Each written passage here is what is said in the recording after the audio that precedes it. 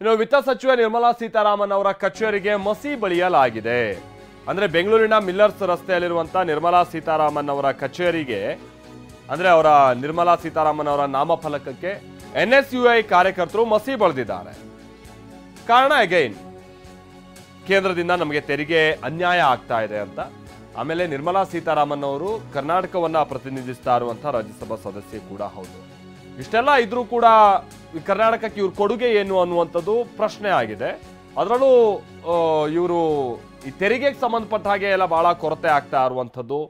ತೆರಿಗೆ ಹಂಚಿಕೆ ವಿಚಾರವಾಗಿ ಅನುದಾನವನ್ನು ಸರಿಯಾಗಿ ಕೊಡ್ತಾ ಇಲ್ಲ.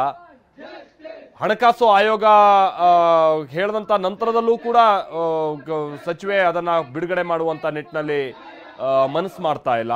ಈ ತರದಂಥದ್ದು ಕೆಲವು ಆರೋಪಗಳನ್ನ ಮಾಡಿ ನಿನ್ನೆ ಕಾಂಗ್ರೆಸ್ ಪ್ರೊಟೆಸ್ಟ್ ಅನ್ನ ಮಾಡಿತ್ತು. ಅದರ ಮುಂದುವರೆದ ಭಾಗ ಈಗಲೂ ಕೂಡ ನಾವು ನೋಡ್ತಾ ಇದ್ದೀವಿ. NSUI ಸದಸ್ಯರು ನಿರ್ಮಲಾ ಸೀತಾರಾಮನ್ ಅವರ ಕಚೇರಿಗೆ ಸಂಬಂಧಪಟ್ಟಾಗೆ ಅಥವಾ ಅವರ ನಾಮಫಲಕಕ್ಕೆ